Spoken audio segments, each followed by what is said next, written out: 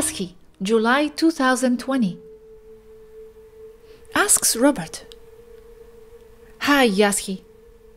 What could I say to the public so that they do not abandon the game? You know, suicide. I always say, take this information under your own responsibility. But there will always be someone who will not understand and will want to take the easy or fast way out, without understanding anything that was said. Thank you. There is not a single solution, since each person will have their reasons. When someone reaches the point of suicide, it is because the physical and/or psychological suffering in their lives has reached the point of intolerance. But getting to the basics, a person commits suicide because he or she is in intense physical and/or psychological pain and sees death as the only option to get out of it. The main reason is that their life has reached a level of complexity that is unmanageable for the individual. They feel that it is a permanent condition when it never is. As with happiness, it is ephemeral. The same happens with sadness and psychological pain, however convincing they are that this pain will always be there. The truth is that it will pass. They must realize that they are in a very dangerous situation if they consider suicide like a terminal illness. So they must simplify their lives to the maximum, getting rid of everything that only causes them more stress or more complications of all kinds, without thinking about what they should do. Because if they are working to finish a degree, and those studies are only hurting them, it makes no sense to do what they apparently should do if they won't be alive to see the results in the end. The same with a job or with any responsibility that can be avoided or terminated voluntarily. Simplify everything as if you only had a week to live or a day to live, because that's the way it is in essence. It is also because they want attention and many people around them invalidate that attention, when in itself there is nothing wrong with needing attention. So the argument that they only do it to receive attention does not apply. It is a basic human need. And yes, by committing suicide, they will receive the attention they wanted. They will also be able to punish the persons who have hurt them, if they also have that in mind. But they won't be there to see the results. They must also understand that by committing suicide, they will create a chain reaction of suffering, as close people, the families of people who commit suicide, suffer emotional consequences and trauma and guilt of devastating proportions. They not only end their lives, but also the people around them.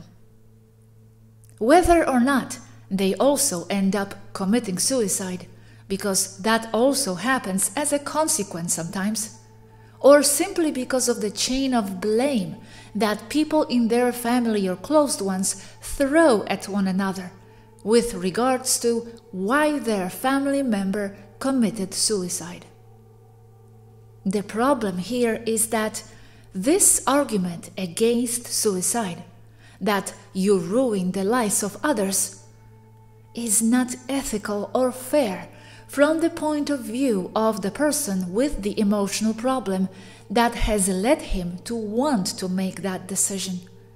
because now, in addition to his problems, and the fact that they are overwhelming him, and the tremendous pain that he carries, now he is also blamed for that of others, causing even more feelings of guilt and ultimately more motivation to commit suicide in the end. The problem is that, yes, it does make one carry a responsibility with the people around. Problems are always temporary, always, regardless of their severity, because in a universe of polarities, a problem cannot exist without a solution. They go hand in hand, two sides of the same coin. Comments Robert. Yes, the only thing I can do is share what I know and my point of view. I also think that suicide goes hand in hand with some emotional blackmail. I don't know. Emotional blackmail, just to get attention, is a very unfair and dangerous way of talking about the problem, because it is invalidating how the person with suicidal tendencies feels, and that is leading them precisely towards committing the act. Comments Robert. I think suicide is a disease, because these people always relapse and relapse. Nowadays, everything is considered a mental illness, and I am of the opinion that there is no such thing as mental illness, only disease in the rhetorical sense. And they relapse because they can't find a solution to their problem. Now, the more expanded point of view. When you incarnate, you always have a life plan, and it is you yourself who design everything that you will experience, including or especially the parts of suffering or difficulties due to the enormous reaction of personal growth as a soul, as consciousness that it entails. Because among the experiences that nourish the soul the most are difficult ones, failures, and how to face challenges. So, when committing suicide, they only reach the other side with full awareness of everything, because the I does not get lost, neither does the sense of identity. It only expands. At this point, and due to this expansion, the whole framework of why suicide was committed is also better understood. And as the perspective changes from the other side, the person will only want to go back in, because they will feel discontent with themselves. And that is what every soul wants to avoid, because what they do desire is to expand.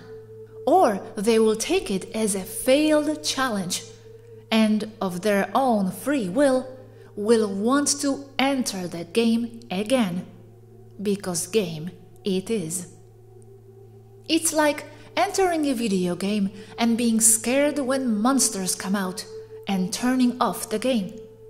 You will have your temporary escape, but very shortly after, you will just want to go in again and again and again to face the monster until you have passed the challenge. It's like facing a boss of a video game. They are there until they make it.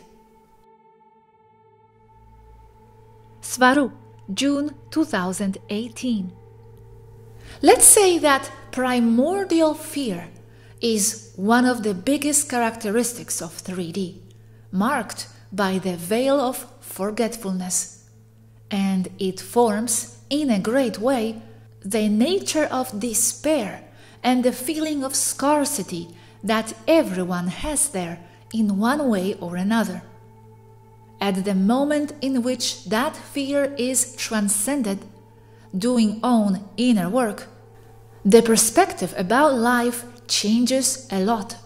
Far from declining in value, life itself increases in value as a secondary reaction.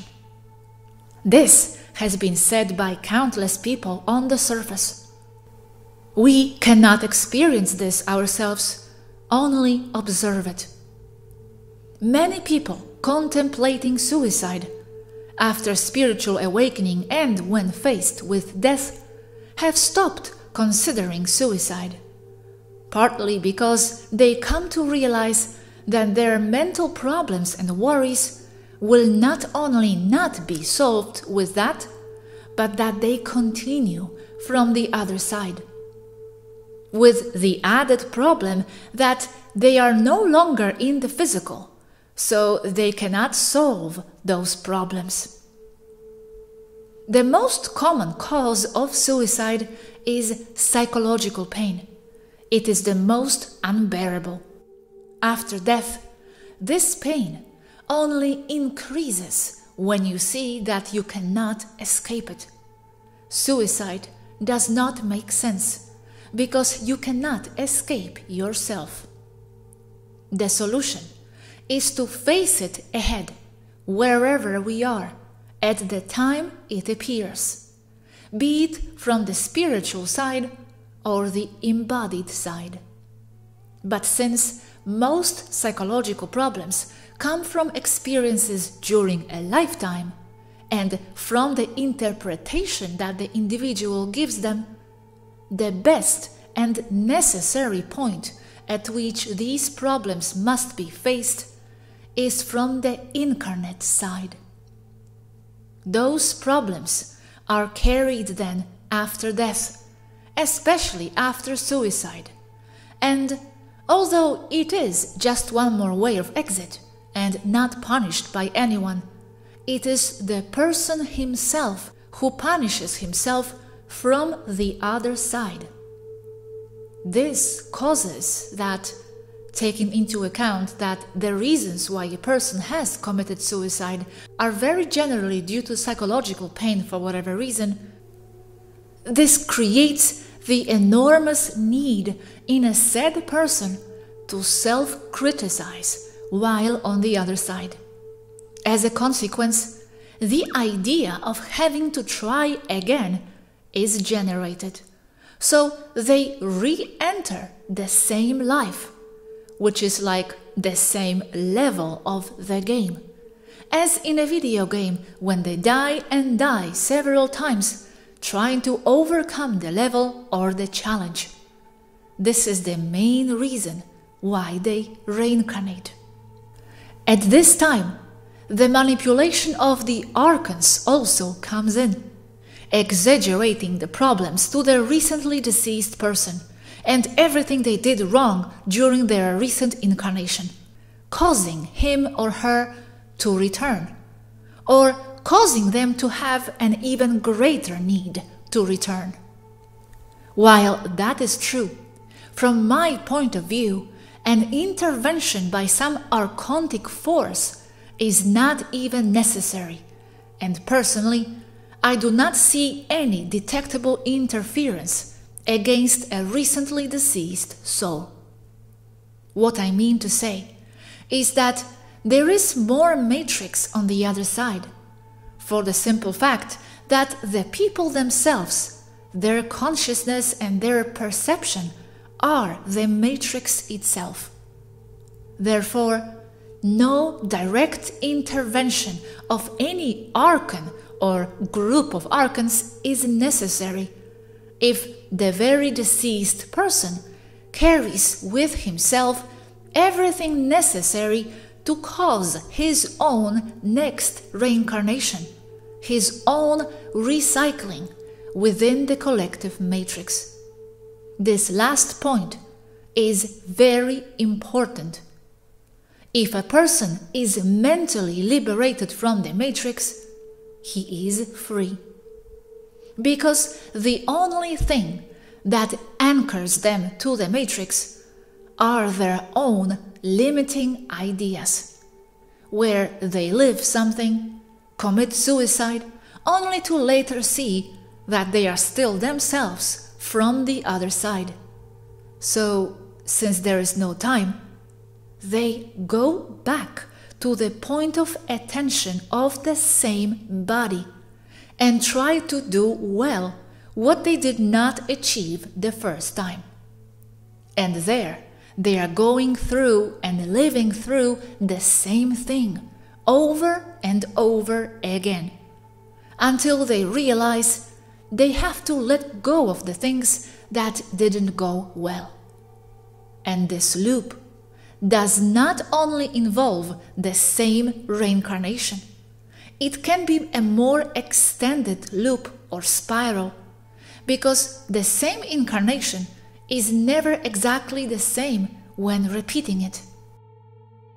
That is, a person is Pepe, then Jose, then Miguel, Fernanda, Lucia, and then Pepe again, then Miguel, and so back and forth. And they do not advance because those lives are interconnected, and the cause of the existence of one is due to the previous one. They make a loop. And if it is difficult to get out of a loop of a single incarnation, as it happens to suicides, it is even more difficult to get out of a larger loop that involves several incarnations, because it is not easy to realize that we are in one. And to make things worse, the people in the loop may or may not be living, interacting with each other, which is why Jose and Fernanda are such a happy couple, and they get along so well, and they have been married for 22 years now, because they are the same Atma or soul. Or Pepe hates Miguel and doesn't know why, but he feels this great antipathy because he remembers how bad he was in that reincarnation, and what he hates is his own reflection. And the spiral loops grow and feed larger ones, that in turn feed other larger ones, until they are once again the whole or the source.